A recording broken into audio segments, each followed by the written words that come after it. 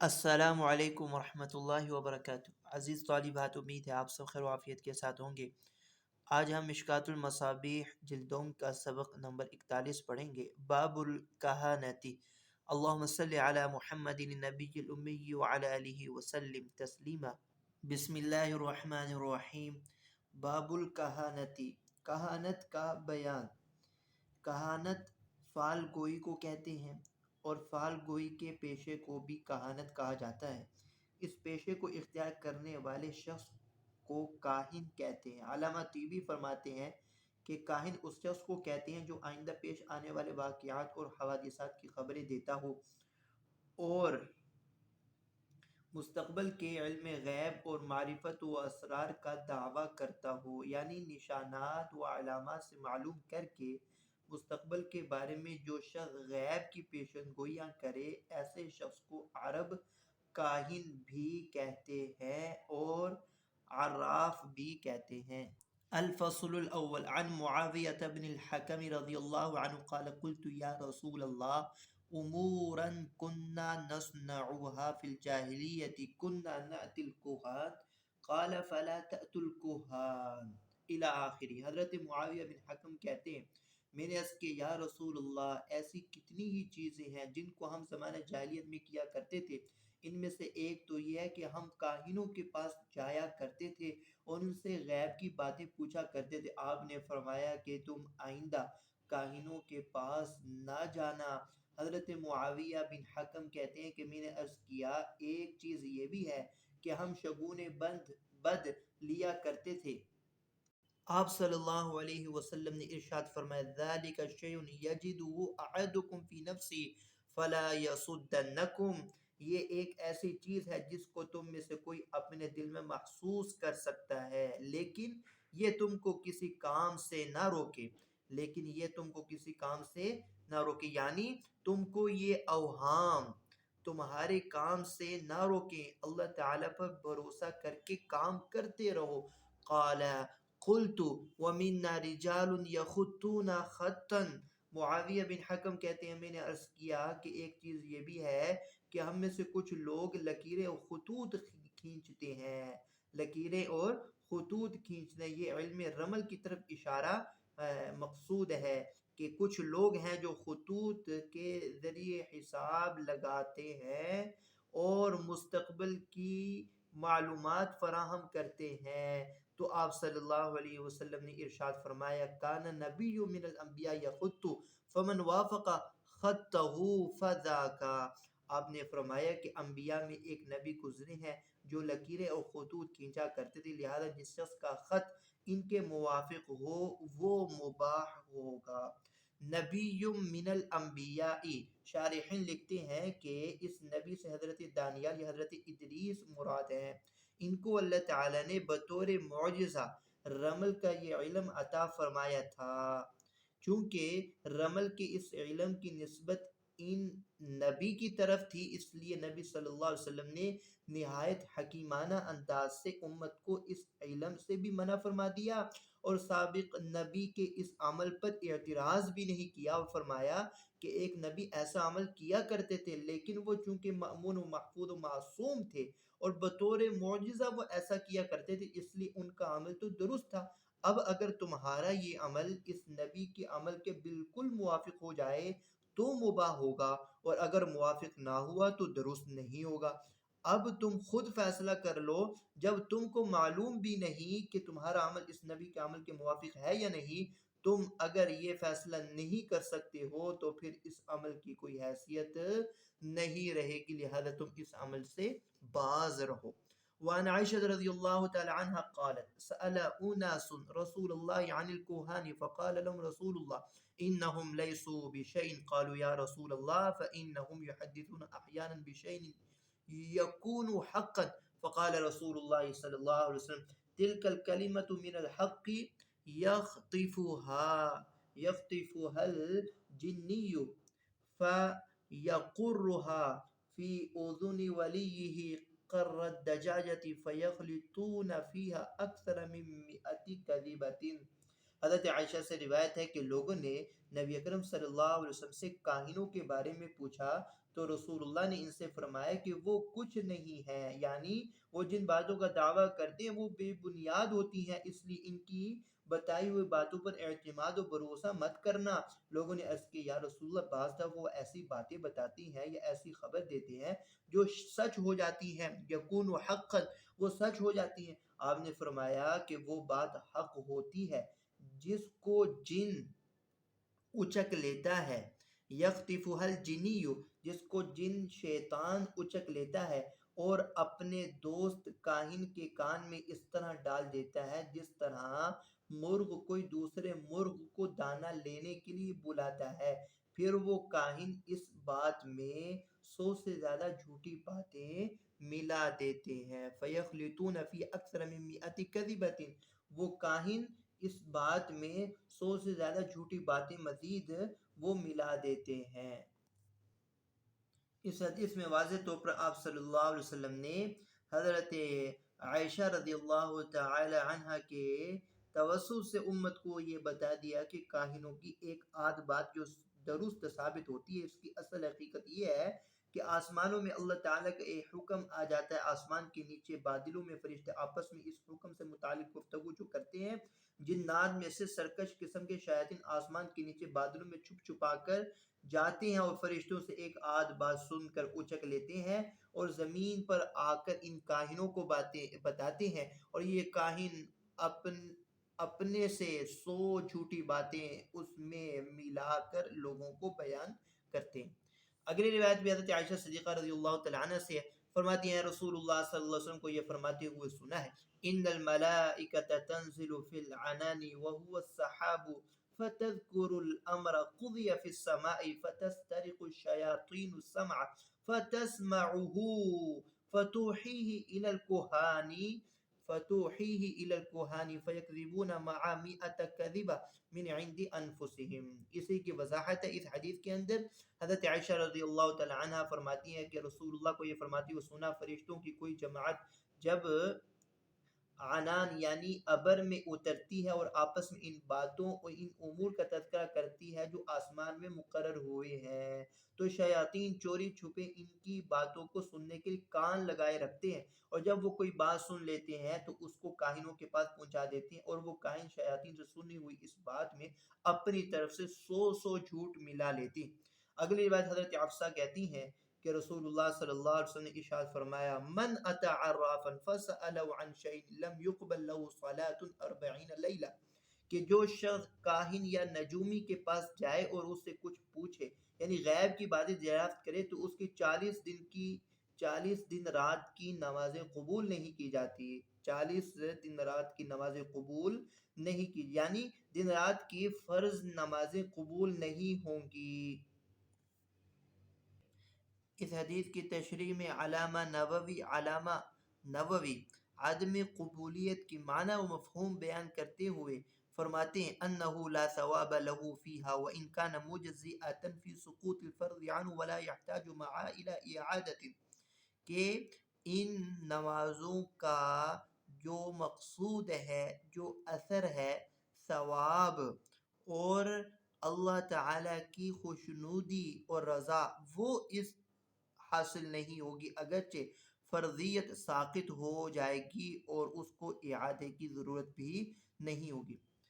وعن زید بن خالد الجهني قال صلى لنا رسول الله صلى الله عليه وسلم صلاة الصبح بالحديبية على أثر سماء كانت من الليل فلما انصرف أقبل على الناس فقال هل تدرون ماذا قال ربكم؟ قالوا الله ورسوله أعلم. قال أصبح من عبادي مؤمن بي وكافر فأما من قال مطرنا بفضل الله ورحمته فذلك مؤمن بي كافر بالكوكب وأما من قال مطرنا بنوء كذا وكذا فذلك كافر بي مؤمن بالكوكب، متفق علیہ۔ حضرت زید بن خالد جوہنی کہتے ہیں کہ رسول اللہ صلی اللہ علیہ وسلم نے مقام حدیبیہ میں ہمیں صبح کی نماز پڑھائی جبکہ رات میں بارش ہو چکی تھی، جب آپ نماز سے فارغ ہوئے تو ہماری طرف متوجہ ہوئے، فرمایا تم جانتی ہو تمہارے پروردگار نے اس وقت کیا فرمایا؟ صحابہ نے عرض کیا کہ اللہ اس کا رسول بہتر جانتے۔ آپ نے فرمایا اللہ تعالی نے فرمایا ہے کہ میرے بندوں نے آج اس حال میں صبح کی ہے کہ بعض تو مجھ پر ایمان لائے اور بعض نے کفر کیا۔ اصبح من عبادی مؤمن بی و کافر، بعض تو مجھ پر ایمان لائے اور بعض نے کفر کیا۔ چنانچہ جس شخص نے یہ کہا کہ ہم پر اللہ کے فضل اور اس کی رحمت سے بارش ہوئی ہے تو وہ مجھ پر ایمان لایا اور ستاروں کے ساتھ کفر کیا، یعنی ستاروں کے اثر کے منکر ہے۔ اور جس شخص نے یوں کہا فلاں ستارے کے طلوع ہونے اور فلاں ستارے کے غروب ہونے کے سبب ہم پر بارش ہوئی تو اس نے میرے ساتھ کفر کیا اور ستاروں پر ایمان لایا ہے، ستاروں پر ایمان لایا ہے۔ تو اگر کوئی شخص بارش برسانے میں کسی ستارے کو مؤثر حقیقی سمجھتا ہو تو وہ شخص کافر ہو جاتا ہے، اور اگر ان کا عقیدہ یہ ہے کہ بارش فقط اللہ برساتا ہے، یہ ستارے ظاہری اسباب ہیں، تو یہ کفر تو نہیں مگر یہ عقیدہ رکھنا بھی مکروہ ہے۔ حدیث کے الفاظ سے مطلق حرمت معلوم ہو رہی ہے۔ اگلی روایت حضرت ابو ہریرہ رضی اللہ تعالی عنہ کہتے ہیں رسول کریم صلی اللہ علیہ وسلم نے فرمایا کہ جب بھی اللہ تعالیٰ آسمان سے کوئی برکت نازل کرتا ہے تو انسانوں کی کوئی نہ کوئی جماعت اس کے ذریعے کفر میں مبتلا ہو جاتی، الا اصبح فریق من الناس بها کافرین، تو انسانوں کی کوئی نہ کوئی جماعت اس کے ذریعے کفر میں مبتلا ہو جاتی، یعنی کچھ نہ کچھ لوگ ایسے ضرور ہوتے ہیں جو اس برکت کو اللہ کی طرف منسوب کرنے کی بجائے دوسرے ظاہری اسباب کی طرف منسوب کر دیتے ہیں۔ ينزل اللہ الغیث فیقولون بکوکب کذا وکذا، جیسے اللہ تعالیٰ بارش برساتی ہیں تو بعض لوگ یوں کہتے ہیں کہ فلاں ستارے کے اثر سے بارش ہوئی ہے۔ الفصل الثانی، حضرت ابن عباس کہتے ہیں کہ رسول اللہ صلی اللہ علیہ وسلم نے ارشاد فرمائے من اقتبس علما من النجوم اقتبس شعبة من السحر زاد ما زاد، جو شخص علم نجوم کا ایک حصہ سیکھتا ہے تو گویا وہ علم سحر کا ایک حصہ سیکھتا ہے، اس طرح وہ اتنا ہی زیادہ جادو کا علم سیکھتا ہے جتنا زیادہ نجوم کا علم سیکھتا چلا جاتا ہے۔ یعنی علم نجوم بھی جادو اور ٹوٹکے کا ایک حصہ ہے، جس شخص نے جتنا زیادہ علم نجوم سیکھا اس نے اتنا ہی زیادہ جادو سیکھ لیا، اور ظاہر ہے جادو سیکھنا حرام ہے۔ اگلی روایت حضرت ابو ہریرہ فرماتے ہیں جناب نبی کریم صلی اللہ علیہ وسلم نے ارشاد فرمایا کہ جو شخص کاہن کے پاس جائے اور اس کی بتائی ہوئی باتوں کو سچا جانے، یا جو شخص حیض کی حالت میں اپنی بیوی سے ہم بستر ہو، او اتا امرأتو فی دبریا، یا جو شخص اپنی بیوی کے پیچھے کی طرف بدفعلی کرے، غیر فطری طریقے سے بدفعلی کرے، تو وہ اس چیز یعنی قرآن و سنت و شریعت سے بیزار ہوا جو محمد صلی اللہ علیہ وسلم پر نازل ہوا۔ الفصل الثالث، حضرت ابو ہریرہ رضی اللہ تعالیٰ عنہ سے روایت ہے نبی اکرم صلی اللہ علیہ وسلم نے فرمایا کہ جس وقت اللہ تعالیٰ آسمان میں کسی چیز کا حکم جاری کرتے ہیں تو فرشتے اللہ تعالیٰ کے فرمان سن کر خوف و عاجزی سے اپنے بازوؤں کو پھڑپھڑانے لگتے ہیں، اور اللہ تعالیٰ کے فرمان کی آواز اس زنجیر کی آواز کی مانند ہوتی ہے جس کو صاف پتھر پر کھینچا جائے۔ پھر جب فرشتوں کے دلوں سے خوف دور ہو جاتا ہے تو وہ فرشتے مقرب فرشتوں سے دریافت کرتے ہیں کہ تمہارے پروردگار نے کیا حکم جاری فرمایا ہے۔ مقرب فرشتے وہ حکم بتاتے ہیں جو پروردگار نے جاری کیا ہے۔ اب مقرب فرشتے دریافت کرنے والے فرشتوں سے کہتے ہیں کہ جو کچھ ہمارے پروردگار نے فرمایا حق ہے، اور اللہ تعالیٰ کی ذات بلند قدر اور بلند مرتبہ ہے۔ چنانچہ ان باتوں کو جو فرشتوں کے درمیان ہوتی ہے چوری چھپے سننے والے یعنی جنات شیاطین سن لیتے ہیں، اور وہ چوری چھپے سننے والوں کی حیت کو اپنے ہاتھ کی انگلیوں کے ذریعے بیان کیا۔ وَبَدَّدَ بَيْنَ أَصَابِعِهِ،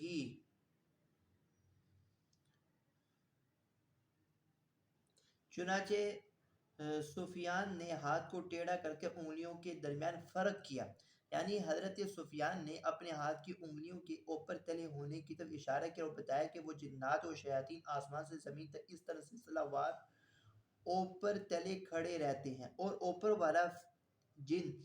فرشتوں کی بات چوری چھپے سن کر اپنے نیچے والے جن کو پہنچا دیتا ہے، اور وہ اپنے نیچے والے جن کو پہنچاتا چلا جاتا ہے، یہاں تک کہ آخری جن جو سب سے نیچے ہوتا ہے اس بات کو ساحر یا کاہن کی زبان تک پہنچاتا ہے۔ ادھر ان جنات و شیاطین کو مارنے اور بھگانے کے لیے آسمان سے شعلے پھینکے جاتے ہیں، تو کبھی تو یہ شعلے ساحر یا کاہن تک وہ بات پہنچانے سے پہلے ہی چوری چھپے سننے والے جن کو آ پکڑتے ہیں، اور کبھی ایسا بھی ہوتا ہے کہ وہ جن اس شعلے کے پہنچنے سے پہلے ساحر یا کاہن تک وہ بات پہنچ جاتی ہے تو وہ اس میں 100 جھوٹی باتیں شامل کر لیتا ہے۔ فَيُقَالُ أَلَيْسَ قَدْ قَالَ لَنَا يَوْمَ كَذَا وَكَذَا كَذَا وَكَذَا، چنانچہ جب کوئی شخص اس کاہن کو اس کی بتائی ہوئی باتوں میں سے جھوٹی باتوں کے ذریعے جھٹلاتا ہے تو یہ کہا جاتا ہے کیا یہ حقیقت نہیں ہے، اور کیا تم نہیں جانتے کہ اس کاہن نے فلاں فلاں دن ہم سے فلاں بات کہی تھی، اور اس طرح اس کاہن کی سچائی کی تصدیق کی جاتی اس بات سے جو اس تک جنات کے ذریعے آسمان سے پہنچی تھی۔ اگلی روایت حضرت ابن عباس کہتے ہیں نبی اکرم صلی اللہ علیہ وسلم کی انصاری صحابہ میں سے ایک صحابی نے مجھ سے بیان کیا کہ ایک دفعہ رات کے وقت کچھ صحابہ نبی اکرم صلی اللہ علیہ وسلم کے پاس بیٹھے ہوئے تھے کہ ایک ستارہ ٹوٹا اور اس کی تیز روشنی پھیل گئی۔ یہ دیکھ کر آپ نے صحابہ سے فرمایا کہ تم زمانہ جاہلیت میں اس طرح ستارہ ٹوٹنے کو کیا کہتے تھے؟ صحابہ نے عرض کیا حقیقت حال اللہ اس کے رسول ہی بہتر جانتے ہیں، ہم تو یہ کہا کرتے تھے کہ آج کی رات کوئی بڑا آدمی پیدا کیا گیا ہے، اور کبھی یہ کہتے کہ آج کی رات کوئی بڑا آدمی مر گیا ہے۔ آپ صلی اللہ علیہ وسلم نے فرمایا کہ ستارہ نہ تو کسی کی موت سے ٹوٹتا ہے اور نہ کسی کے ہونے سے نہ کسی کے پیدا ہونے سے، بلکہ حقیقت حال یہ ہے کہ ہمارا رب جس کا نام بابرکت ہے جب کوئی حکم جاری فرماتا ہے تو عرش الہی کو اٹھانے والے فرشتے تسبیح یعنی سبحان اللہ کا ورد کرنے لگتے ہیں، پھر ان کی تسبیح کی آواز سن کر آسمان کے فرشتے تسبیح کرنے لگتے ہیں جو عرش اٹھانے والے فرشتوں کے قریب ہیں، یہاں تک کہ اس تسبیح کی آواز ایک دوسرے آسمان سے ہوتی ہوئی آسمان دنیا پر رہنے والے فرشتوں تک پہنچ جاتی ہے، پھر وہ فرشتے جو عرش الہی کو اٹھانے والے فرشتوں سے قریب رہتے ہیں عرش کو اٹھانے والے فرشتوں سے پوچھتے ہیں تمہارے پروردگار نے کیا فرمایا ہے؟ وہ فرشتے ان کو وہ بات بتاتے ہیں جو پروردگار نے فرمائی ہے، پھر اس بات کو ان سے دوسرے فرشتے دریافت کرتے اور ان سے اور فرشتے، یہاں تک کہ یہ سلسلہ آسمان دنیا پر رہنے والوں تک پہنچ جاتا ہے، پھر اس سنی ہوئی بات کو جنات اچک لیتے ہیں، یعنی وہ کان لگائے ایسی باتوں کے منتظر رہتے ہیں، اور جب وہ چوری چھپے کوئی بات سن لیتے ہیں تو اس کو وہاں سے لے اڑتے ہیں اور اپنے دوستوں یعنی کاہنوں تک پہنچا دیتے ہیں، چنانچہ ان جنات کو مارنے کے لیے ستارے پھینکے جاتے ہیں۔ یعنی ان ستاروں کے پھینکے جانے کا سبب یہ ہے نہ کہ وہ جس کا تم اعتقاد رکھتے ہو، یعنی کسی کی موت یا پیدائش وغیرہ وغیرہ۔ اس طرح کاہن اگر اس بات کو جو آسمان سے سنی گئی ہے اور جنات کے ذریعے اس تک پہنچی ہے جوں کی توں بیان کریں تو وہ یقیناً صحیح ثابت ہوگی، لیکن وہ کاہن ایسا نہیں کرتے بلکہ اس میں جھوٹی باتیں شامل کر دیتے ہیں اور ایک بات کی بہت سی باتیں بنا لیتے ہیں۔ وَلَكِنَّهُمْ يَقْرِفُونَ فِيهِ وَيَزِيدُونَ، اس میں جھوٹی باتیں شامل کر لیتے ہیں اور اس میں مزید اضافہ کرتے ہیں۔ وعن قتادة قال خلق الله تعالى هذه النجوم لثلاث جعلها زينة للسماء ورجوما للشياطين وعلامات يهتدي بها فمن تأول فيها لغير ذلك أخطأ وأضاع نصيبه وتكلف ما لم يعلم۔ حضرت قتادہ کہتے ہیں اللہ تعالیٰ نے ستاروں کو تین باتوں کے لیے پیدا کیے، ایک تو یہ کہ ان کو آسمانوں کی زینت بنایا، دوسرے شیاطین و جنات کو مارنے کے لیے ستارے پیدا کیے، تیسرے علامات کے لیے کہ لوگ ان کے ذریعے جنگل و سمندر میں اپنا راستہ پا سکے، لہذا جس شخص نے ان ستاروں میں ان تین باتوں کے سوا اور کوئی غرض پیدا کی تو اس نے خطا کی اپنا حصہ ضائع کیا اور پھر اس چیز میں تکلف کیا جس کو وہ نہیں جانتا، یعنی آسمان کی چیزوں کے بارے میں جو حقوق ہے ان کا علم قرآن و سنت کے علاوہ اور کسی ذریعے سے حاصل ہونا ممکن نہیں۔ اور جب قرآن و سنت میں ستاروں کی غرض ان تین باتوں کے علاوہ اور کوئی بیان ہی نہیں کی گئی تو مذکورہ باتوں کے علاوہ کوئی اور غرض بیان کرنا ایسی بات کا بیان کرنا ہے جس کا معلوم ہونا مقصود ہی نہیں۔ رواہ البخاری تعلیقا، امام بخاری نے اس روایت کو بغیر سند کے نقل کیا ہے۔ وفي روایت رزین وتکلف ما لا یعنیہ وما لا علم له به وما عجز عن علم الانبیاء والملائکۃ۔ رزین کی روایت میں یہ الفاظ ہیں کہ اس نے اس چیز کا تکلف کیا ہے جو اس کو کوئی فائدہ نہیں پہنچاتی، اور اس چیز میں تکلف کیا جس کا اس کو علم نہیں، اور اس چیز میں تکلف کیا جس کے علم سے انبیاء اور فرشتے بھی عاجز رہے۔ وعن الربیع مثلہ وزاد، ربیع بن زیاد نے یہ الفاظ بھی نقل کیے ہیں۔ مزید واللہ ما جعل اللہ فی نجم حیات احد ولا رزقه ولا موت وانما یفترون علی اللہ الكذب ویتعللون بالنجوم۔ اور ربی نے یہ الفاظ بھی نقل کیے ہیں، قسم ہے خدا کی اللہ تعالی نے ستارے میں نہ تو کسی کی زندگی مقرر کی ہے، نہ کسی کا رزق اور نہ کسی کی موت، اس کے سوا اور کچھ نہیں کہ کاہن اللہ تعالی کے بارے میں جھوٹی افترا پردازی کرتے ہیں اور ستاروں کے طلوع غروب ہونے کو کسی واقعے اور حادثے کی علت قرار دیتے ہیں۔ اگلی روایت حضرت ابن عباس رضی اللہ تعالیٰ عنہ کہتے ہیں جناب نبی کریم صلی اللہ علیہ وسلم نے فرمایا کہ جس شخص نے علم نجوم کا کوئی حصہ سیکھا اور سیکھنے کی غرض ان تین چیزوں کے علاوہ کسی اور چیز سے متعلق ہو کہ جو اللہ تعالیٰ نے قرآن میں ذکر فرمائی ہے تو اس نے بلا شبہ جادو کا ایک حصہ سیکھا، فقد اکتسب شعبۃ من السحر، جادو کا ایک حصہ سیکھا۔ اور یاد رکھو منجم کاہن کے حکم میں ہوتا ہے اور کاہن جادوگر کے حکم میں ہے، اور جو شخص سحر کے اور اس کے جائز ہونے کا اعتقاد رکھے وہ کافر ہو جاتا ہے۔ المنجم کاہن، نجومی کو اس لیے کاہن قرار دیا گیا ہے کہ دونوں ایک ہی جنس کے لوگ ہیں، ایک ہی میدان ہے اور ایک ہی کام ہے، کیونکہ نجومی بھی غیب کی باتوں میں کاہن کی طرح الٹی سیدھی باتیں بناتا ہے اور پھر لوگوں کو بتا دیتا ہے۔ والکاہن ساحر، کاہن کو اس لیے جادوگر کہا گیا کہ جو نقصان انسانوں کو جادوگر پہنچاتا ہے وہی نقصان کاہن بھی پہنچاتا ہے، لہذا ضرر نقصان میں کاہن اور جادوگر دونوں یکساں ہیں، تو کاہن کو جادوگر کہہ دیا۔ والساحر کافر، یعنی جادوگر کافر ہے اگر وہ جادو کو مؤثر بالذات سمجھتے اور اس کے جائز ہونے کا اعتقاد رکھتا ہو تو وہ یقیناً کافر ہے۔ وعن ابی سعید الخدری قال رسول اللہ صلی اللہ علیہ وسلم لو امسک اللہ القطر عن عباده 5 سنین ثم ارسله لا اصبحت طائفة من الناس كافرين يقولون سقينا بنوء المجدج، سقینا بنوء المجدح۔ حضرت ابو سعید خدری کہتے ہیں کہ رسول اللہ نے فرمایا اگر اللہ تعالیٰ 5 برس تک اپنے بندوں کو بارش سے محروم رکھے اور پھر بارش برسائے تو لوگوں کی ایک جماعت اس صورت میں بھی کفر کرتی ہوئی یہ کہے گی کہ مجدح یعنی قمر کی منزل کے سبب ہم پر بارش ہوئی ہے۔ کتاب الرؤیا، خوابوں کا بیان، الفصل الاول۔ حضرت ابو ہریرہ کہتے ہیں کہ رسول اللہ نے فرمایا نبوت کے آثار میں سے کچھ باقی نہیں رہا علاوہ مبشرات کے۔ صحابہ نے یہ سن کر عرض کیا مبشرات سے کیا مراد ہے؟ آپ نے فرمایا اچھے خواب، الرؤیا الصالحۃ، اچھے خواب۔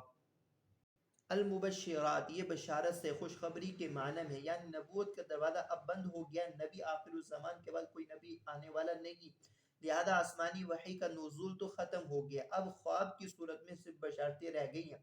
خواب میں چونکہ غالب عنصر بشارت کی ہوتی ہے اس لیے بطور غلبہ اس غالب حیثیت کو مطلقاً مبشرات قرار دیا گیا ہے، ورنہ بعض خواب سچے ہوتے ہیں لیکن اس میں بشارت کی بجائے نظارت یعنی غم کی خبر ہوتی ہے۔ اسی وجہ سے بعض علماء نے کہا ہے کہ یہاں مبشرات سے مطلق خبر مراد ہے، خواہ بشارت پر مشتمل ہو یا نظارت پر مشتمل ہو۔ وزاد مالک بروایت عطاء بن یسار یراها الرجل المسلم او ترى له، امام مالک کی روایت میں یہ اضافہ ہے کہ مسلمان آدمی خود خواب دیکھے یا اس کے بارے میں خواب دیکھا جائے۔ اگلی بات حضرت انس کہتے ہیں کہ رسول اللہ نے فرمایا اچھا خواب نبوت کے 46 حصوں میں سے ایک حصہ ہے، 46 حصوں میں سے ایک حصہ ہے۔ پوری نبوت کا زمانہ چونکہ 23 سال ہے اور 6 ماہ اس میں وہ زمانہ رہا جس میں صرف سچے خواب آئے ہیں، اس اعتبار سے 6 ماہ 23 سال کا 46واں حصہ بنتا ہے۔ اسی وجہ سے فرمایا کہ سچے خواب نبوت کا 46واں حصہ ہے۔ حضرت ابو ہریرہ سے روایت نبی اکرم صلی اللہ علیہ وسلم نے فرمایا من رآنی فی المنام فقد رآنی فإن الشیطان لا يتمثل فی صورتی، کہ جس شخص نے مجھ کو خواب میں دیکھا اس نے در حقیقت مجھ کو ہی دیکھا، کیونکہ شیطان میری صورت میں نہیں بن سکتا۔ وعن ابی قتادہ قال قال رسول اللہ صلی اللہ علیہ وسلم من رآنی فقد رأى الحق، جس نے اپنے خواب میں مجھ کو دیکھا اس نے حق دیکھا، یعنی اس کا خواب سچ ہے کہ اس نے مجھ کو ہی دیکھا ہے۔ اگلی روایت حضرت ابو ہریرہ سے ہے، جناب نبی کریم صلی اللہ علیہ وسلم شاف من رآنی فی المنام فسیرانی فی الیقظۃ ولا یتمثل الشیطان بی۔ آپ صلی اللہ علیہ وسلم شاہ فرمائے کہ جس شخص نے مجھ کو خواب میں دیکھا وہ جلد ہی مجھ کو بیداری کے عالم میں بھی دیکھے گا اور شیطان میری صورت میں نہیں بن سکتا۔ اس حدیث کا ایک مطلب یہ ہے کہ میرے زمانے میں جو شخص کہیں سے مجھے خواب میں دیکھے گا وہ مجھ سے ملاقات کر کے مجھے بیداری میں دنیا میں ضرور دیکھے گا۔ اس صورت میں اس حدیث کا تعلق آپ صلی اللہ علیہ وسلم کی حیات طیبہ سے ہے۔ اس حدیث کا دوسرا مطلب یہ ہے کہ جو شخص مجھے خواب میں دیکھے گا تو وہ مجھے عالم آخرت میں بیداری میں ضرور دیکھے گا، گویا اس شخص کا انجام اچھا رہے گا اور ایمان کے ساتھ اٹھ کر دنیا سے رخصت ہوگا۔ اگلی روایت حضرت ابو قتادہ کہتے ہیں کہ آپ نے فرمایا ایک اچھا خواب اللہ تعالیٰ کی طرف سے اور برا خواب شیطان کی طرف سے، لہذا جب تم میں سے کوئی شخص ایسا خواب دیکھے جس سے وہ خوش ہو تو چاہیے کہ اس خواب کو صرف اس شخص کے سامنے بیان کرے جس کو وہ دوست و ہمدرد سمجھتا ہے، دوست اور ہمدرد سمجھتا ہے۔ اور جب وہ کوئی ایسا خواب دیکھے وَإِذَا رَأَى مَا يَكْرَهُ فَلْيَتَعَوَّذْ بِاللَّهِ مِنْ شَرِّهَا وَمِنْ شَرِّ الشَّيْطَانِ وَلْيَتْفُلْ ثَلَاثًا وَلَا يُحَدِّثُ بِهَا أَحَدًا فَإِنَّهَا لَن تَضُرَّهُ۔ اور جب ایسا خواب دیکھے جس کو وہ پسند نہیں کرتا تو چاہیے کہ اس خواب کی برائی اور شیطان کے شر سے اللہ کی پناہ مانگے اور شیطان کو دور کرنے کی قصد سے 3 مرتبہ تھوک دے، نیز اس خواب کو کسی کے سامنے بیان بھی نہ کرے، فَإِنَّهَا لَن تَضُرَّهُ، یہ خواب اب اس کو کوئی نقصان نہیں پہنچائے گا۔ اگلی بات حضرت انس رضی اللہ حضرت جابر رضی اللہ تعالیٰ عنہ سے یہ روایت ہے، کہتے ہیں نبی اکرم صلی اللہ علیہ وسلم نے ارشاد فرمایا اذا رأى احدكم الرؤيا يكرهها فليبصق عن يساره ثلاثا وليستعذ بالله من الشيطان ثلاثا وليتحول عن جنبه الذي كان عليه۔ آپ صلی اللہ علیہ وسلم نے ارشاد فرمایا کہ جب تم میں سے کوئی شخص ایسا خواب دیکھے جس کو وہ ناپسند کرتا ہو تو اس کو چاہیے کہ بائیں طرف 3 بار تھوک دے اور 3 بار شیطان سے اللہ کی پناہ مانگے اور اپنی کروٹ کو تبدیل کر دے جس پر وہ خواب دیکھنے کے وقت سویا ہوا تھا، کروٹ وہ تبدیل کر لے۔ اگلی روایت حضرت ابو ہریرہ رضی اللہ تعالیٰ عنہ کہتے ہیں کہ آپ نے فرمایا کہ جس وقت کے زمانہ قریب ہوگا تو مومن کا خواب جھوٹا نہیں ہوگا، اور مومن کا خواب نبوت کے 46 اجزاء میں سے ایک جز ہے، اور جو چیز نبوت کے اجزاء میں سے ہو وہ جھوٹی نہیں ہوا کرتی۔ حضرت محمد بن سیرین فرماتے ہیں کہ میں یہ کہتا ہوں کہ خواب 3 طرح کے ہوتے ہیں، ایک تو نفس کا خیال، دوسرے شیطان کا ڈرانا اور تیسرے خدا کی طرف سے بشارت۔ پس جو شخص کوئی برا خواب دیکھے تو اس کو کسی کے سامنے بیان نہ کرے اور اٹھے اور نماز پڑھ لے۔ نیز ابن سیرین فرماتے ہیں نبی اکرم صلی اللہ علیہ وسلم خواب میں توق کو دیکھنا اچھا نہیں سمجھتے تھے اور قید کو دیکھنا پسند فرماتے تھے، چنانچہ کہا جاتا ہے قید کا مطلب دین پر ثابت قدم رہنا ہے، دین پر ثابت قدم رہنا ہے۔ قال البخاري رواه قتادة ويونس وهشيم وأبو هلال عن ابن السيري عن أبي هريرة وقال يونس لا أحسبه إلا عن النبي فی القید۔ امام بخاری کہتے ہیں کہ اس حدیث کو قتادہ، یونس، حشیم اور ابو ہلال نے محمد بن سیرین سے اور انہوں نے حضرت ابو ہریرہ سے نقل کیا ہے، اور یونس نے کہا کہ میرا گمان ہے کہ حدیث کا وہ جز جس میں ابن سیری نے قید کا ذکر کیا ہے، یعنی یہ الفاظ کہ یعجبہم القید والقید ثبات فی الدین، کہ آپ صلی اللہ علیہ وسلم خواب میں قید کو دیکھنا پسند فرماتے تھے، چنانچہ کہا جاتا ہے قید کا مطلب دین پر ثابت قدم رہنا ہے۔ حضرت ابو ہریرہ رضی اللہ تعالی عنہ کا قول نہیں ہے، بلکہ نبی اکرم صلی اللہ علیہ وسلم کا ہی ارشاد ہے۔ امام مسلم نے یہ کہا ہے کہ مجھے نہیں معلوم کہ وہ جز کے جس میں قید کے الفاظ ہیں آپ صلی اللہ علیہ وسلم کے الفاظ ہیں یا ابن سیرین کا اپنا قول ہے۔ مسلم کی ایک اور روایت میں اسی طرح کے الفاظ ہیں، نیز مسلم نے یہ بھی کہا ہے کہ حضرت ابو ہریرہ یا محمد بن سیرین کا اپنا، محمد بن سیرین نے حدیث میں ادراج کیا ہے بعین طور پر کہ انہوں نے کہا میں توق کو دیکھنا اچھا نہیں سمجھتا ہوں۔ گویا امام مسلم کے قول کا مطلب یہ ہے کہ حدیث کا پورا آخری جز جو توق اور قید کے ذکر پر مشتمل ہے آپ صلی اللہ علیہ وسلم کا ارشاد نہیں ہے، بلکہ حضرت ابو ہریرہ یا محمد بن سیرین کا اپنا قول ہے۔ اگلی روایت حضرت جابر رضی اللہ تعالی عنہ سے ہے، فرماتے ہیں کہ نبی اکرم صلی اللہ علیہ وسلم کی خدمت ایک دیہاتی آیا، عرض کیا کہ میں نے خواب میں دیکھا ہے کہ گویا میرا سر کاٹ ڈالا گیا ہے۔ جابر کہتے ہیں کہ آپ صلی اللہ علیہ وسلم ہنس دیے اور فرمایا کہ جب تم میں سے کسی شخص کے خواب میں اس کے ساتھ شیطان تماشا کرے تو وہ اس خواب کو لوگوں کے سامنے بیان نہ کرے۔ تو یہ بھی آداب بیان کیے، اگر کوئی ایسا خواب دیکھے فلا یحدث بہ الناس، تو وہ ایسا خواب لوگوں کے سامنے بیان ہرگز نہ کرے۔ اگلی روایت حضرت انس رضی اللہ تعالیٰ عنہ کہتے ہیں کہ آپ نے فرمایا کہ میں نے ایک رات کو ان چیزوں میں جن میں سونے والا دیکھتا ہے، یعنی خواب میں دیکھا گویا میں اور میرے صحابہ عقبہ بن رافع کی کر بیٹھے ہوئے اور میرے سامنے تازہ کھجوریں لائی گئیں جن کو رطب ابن طاب کہا جاتا ہے۔ چنانچہ میں نے اس خواب کی یہ تعبیر لی کہ ہمارے لیے دنیا رفعت اور سربلندی ہے۔ فَأَوَّلْتُ أَنَّ الرِّفْعَةَ لَنَا فِي الدُّنْيَا، کہ ہمارے لیے دنیا میں رفعت اور سربلندی ہے، وَالْعَاقِبَةَ فِي الْآخِرَةِ، اور آخرت میں نیک عاقبت یعنی اچھی جزا کا انعام ہے، وَأَنَّ دِينَنَا قَدْ طَابَ، اور یہ ہمارا دین اچھا ہے۔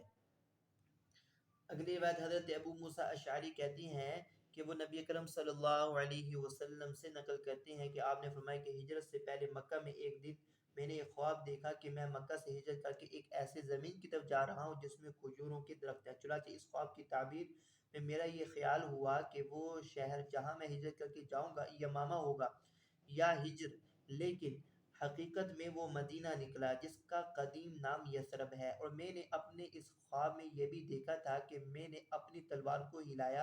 اور وہ اوپر سے ٹوٹ گئی، چنانچہ تلوار ٹوٹنے کی تعبیر جنگ احد کے دن پریشانیوں اور مصائب کی صورت میں ظاہر ہوئی جس سے مسلمانوں کو دوچار ہونا پڑا۔ پھر میں نے خواب ہی میں تلوار کو دوسری مرتبہ ہلایا تو وہ تلوار نہ صرف درست ہو گئی بلکہ پہلے سے بھی بہتر ہو گئی، چنانچہ تلوار درست ہونے کی تعبیر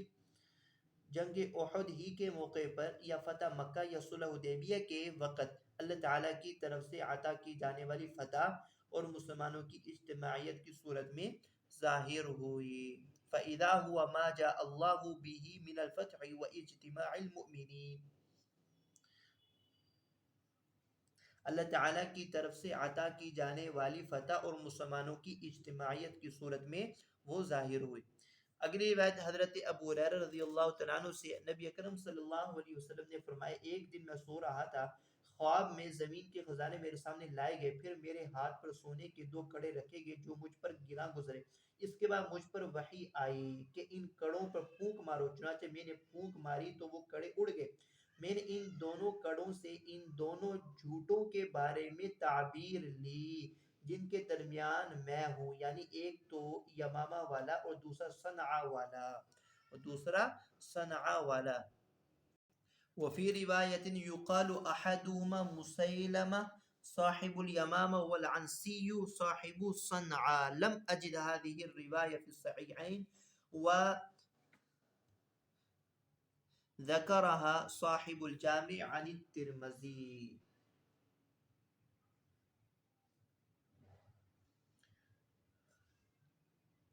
فرماتے ہیں کہ ایک روایت میں جس کو ترمذی نقل کیا یوں ہے کہ آپ نے ان دونوں جھوٹوں کی وضاحت اس طرح فرمائی کہ ان میں سے ایک تو مسیلمہ کہا جاتا ہے جو یمامہ کا رہنے والا ہے، اور دوسرا اسود عنسی جو صنعاء کا رہنے والا ہے، جو صنعاء کا رہنے والا ہے. اگلی روایت حضرت ام علا انصاریہ کہتی ہیں کہ میں نے خواب میں دیکھا کہ عثمان بن مظعون کے لیے پانی کا ایک چشمہ جاری. جب میں نے یہ خواب نبی اکرم صلی اللہ علیہ وسلم کے سامنے بیان کیا تو آپ نے فرمایا کہ یہ ان کے عمل کا ثواب ہے جو ان کے لیے جاری رکھا گیا ہے. اگلی روایت حضرت سمورہ بن جندب کہتے ہیں کہ رسول اللہ کا یہ معمول تھا کہ جب آپ صبح کی نماز سے فارغ ہوتے تو اپنا چہرہ اقدس ہماری طرف متوجہ کرتے اور پوچھتے آج کی رات تم میں سے کس نے خواب دیکھا ہے؟ حضرت سمورہ کہتے ہیں کہ اگر ہم میں سے کسی نے خواب دیکھا ہوتا تو وہ اس کو بیان کرتا اور آپ اس کی وہ تعبیر فرماتے تھے جو اللہ تعالیٰ الہام فرماتا ہے. چنانچہ اپنے معمول کے مطابق ایک دن آپ نے ہم سے وہی سوال کیا اور فرمایا کہ کیا تم میں سے کسی شخص نے جو خواب دیکھا ہے؟ ہم نے عرض کیا کہ نہیں. آپ نے فرمایا کہ لیکن میں نے آج کی رات خواب دیکھا اور وہ یہ ہے کہ دو شخص میرے پاس آئے اور میرے دونوں ہاتھوں کو پکڑ کر مجھے مقدس سرزمین ملک شام کی طرف لے چلے. بس ایک جگہ پہنچ کر میں کیا دیکھتا ہوں کہ ایک شخص بیٹھا ہوا ہے اور ایک شخص اپنے ہاتھ میں لوہے کا آنکڑا لیے کھڑا ہے اور وہ اس آنکڑے کو بیٹھے ہوئے شخص کے گلے میں ڈالتا ہے اور اس کو چیرتا ہے حتیٰ یبلغ قفاہ، یہاں تک کہ اس کی گدی تک چیرتا چلا جاتا ہے. پھر وہ دوسرے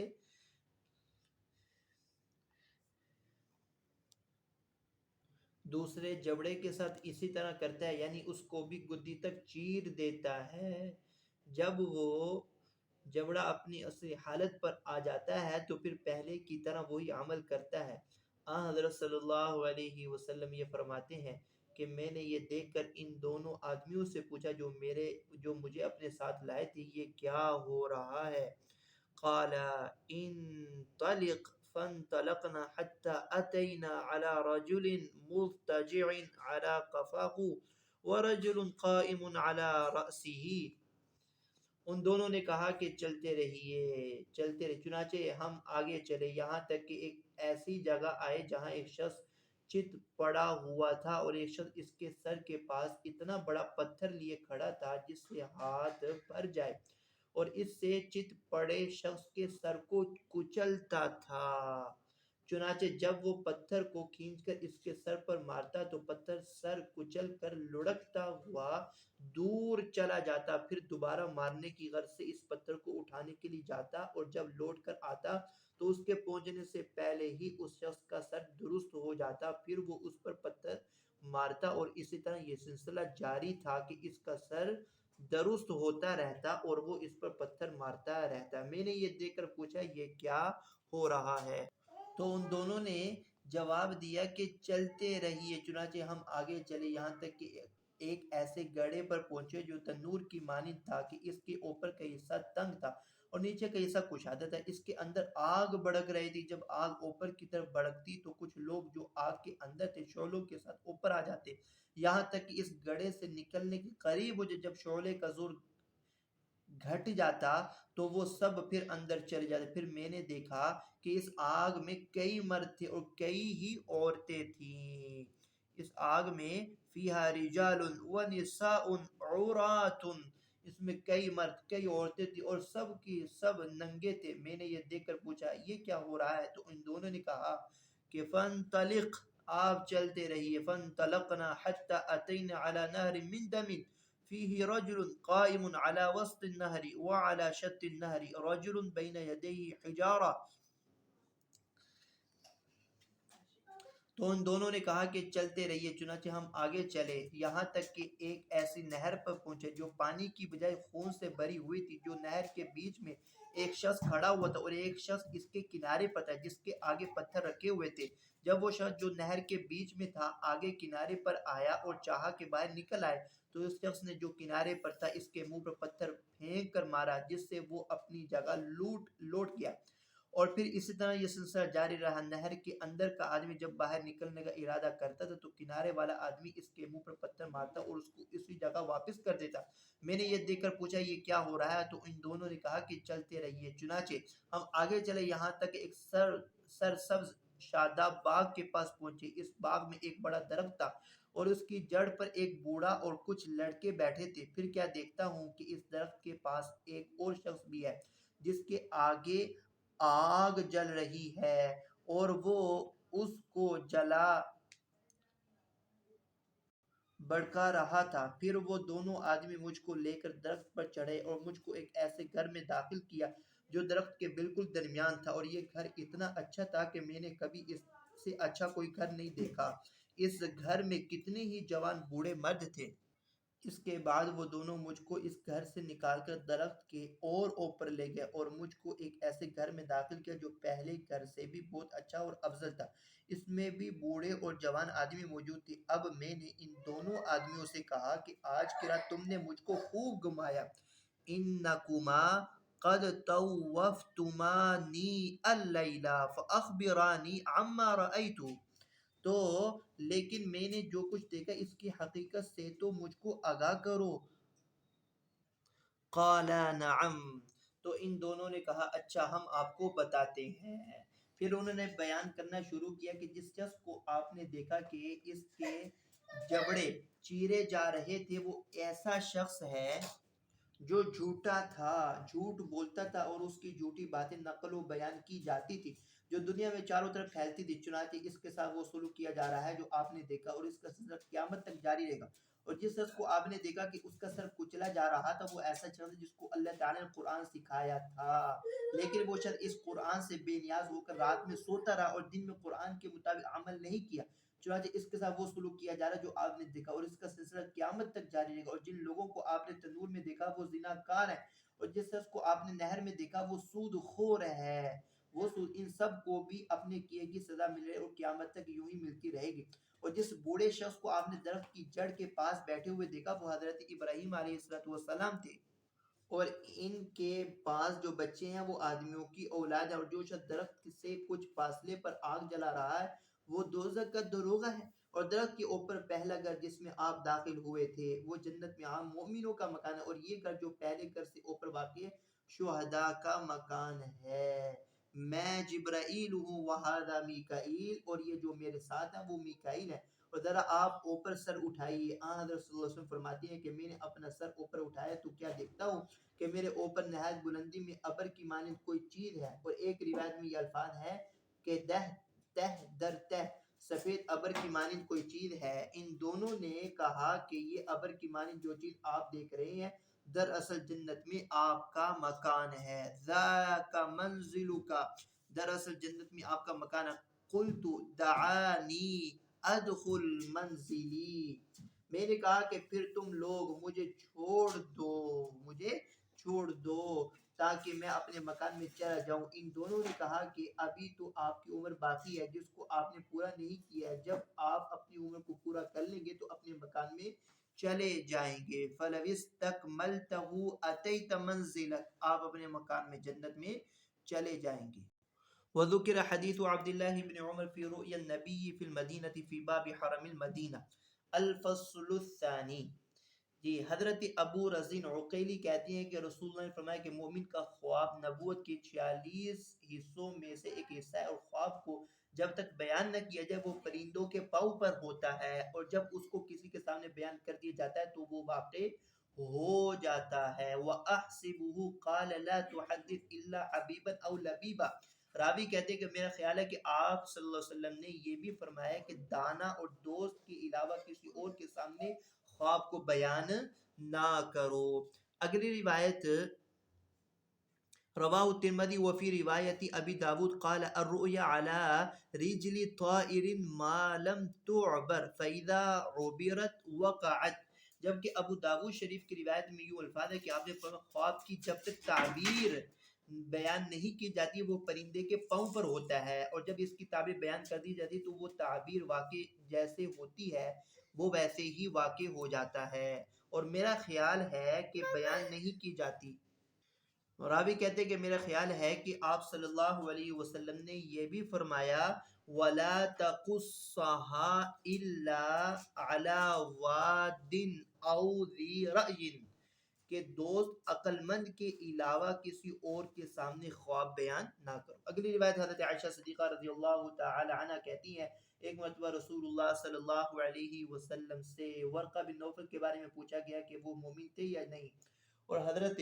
خدیجہ رضی اللہ تعالی عنہ نے آپ کے سامنے بیان کیا کہ وہ آپ صلی اللہ علیہ وسلم کی تصدیق کرتے تھے لیکن آپ کی نبوت ظاہر ہونے سے پہلے ہی مر گئے تھے. تو رسول اللہ نے فرمایا کہ مجھ کو خواب میں ورقہ بن نوفل کو اس حالت میں دکھلایا گیا ہے کہ اس پر سفید کپڑے تھے، اور اگر وہ دوزخی ہوتے تو ان کے جسم پر اور طرح کے کپڑے ہوتے. وَلَوْ كَانَ مِنْ أَهْلِ النَّارِ لَكَانَ عَلَيْهِ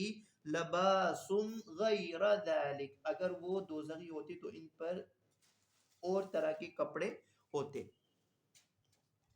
اگلی روایت حضرت ابن خزیمہ بن ثابت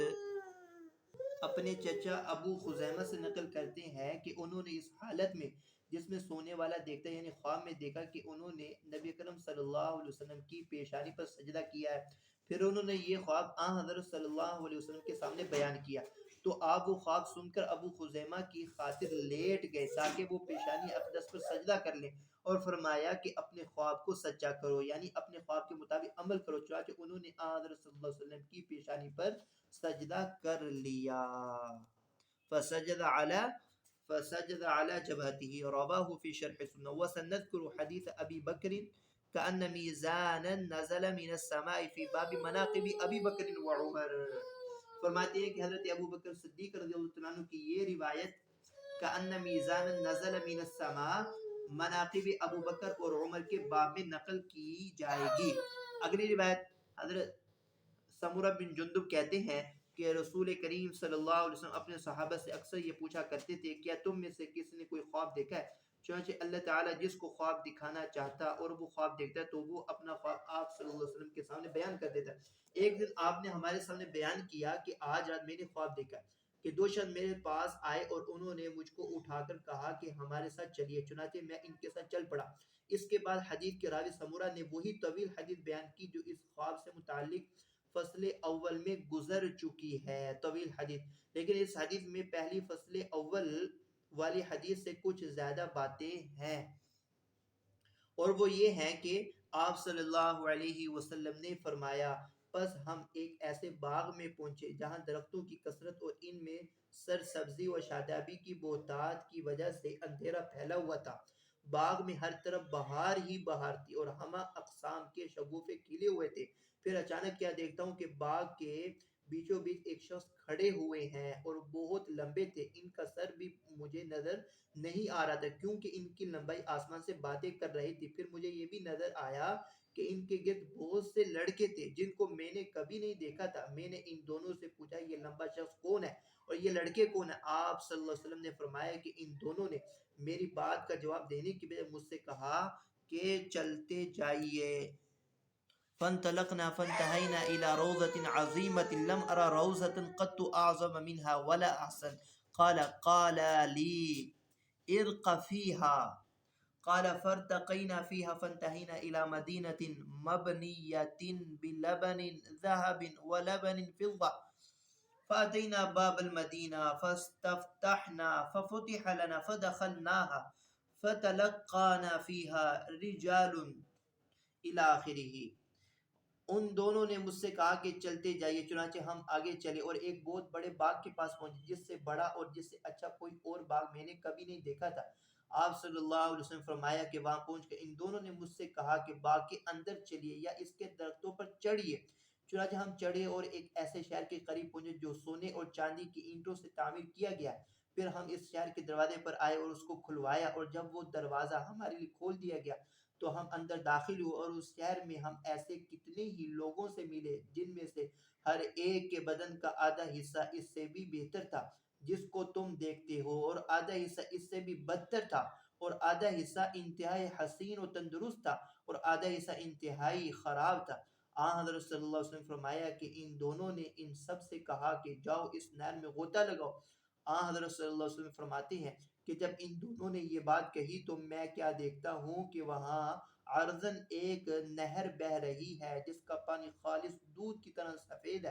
چنانچہ وہ لوگ نہر کے پاس گئے اور اس میں کود گئے، پھر جب وہ غوطہ لگا کر ہمارے پاس واپس آئے تو ان کے جسم کی خرابی و برائی دور ہو چکی تھی اور ان کا پورا جسم بہترین شکل و صورت میں تبدیل ہو گیا تھا۔ اس کے بعد آپ صلی اللہ علیہ وسلم نے حدیث کے ان زیادہ الفاظ کی وضاحت میں فرمایا کہ وہ لمبے شخص جو باغ میں تھے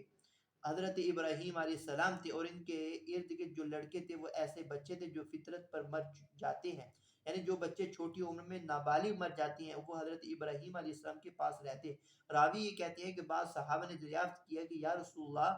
اور مشرکوں کے لڑکے؟ آپ نے فرمایا کہ مشرکوں کے نابالغ لڑکے بھی حضرت ابراہیم ہی کے پاس رہتے ہیں، اور وہ لوگ جن کا آدھا جسم اچھا اور آدھا جسم برا تھا وہ ایسے لوگ تھے جن کے اعمال ملے جلے تھے کہ انہوں نے کچھ اچھے عمل کیا اور کچھ برے عمل، پھر اللہ تعالیٰ نے ان کو معاف فرما دیا۔ تجاوز اللہ عنہم، اللہ تعالیٰ نے ان کو درگزر کر دیا۔ اگلی روایت حضرت ابن عمر سے ہے، نبی اکرم صلی اللہ علیہ وسلم نے یہ ارشاد فرمایا من افر الفراء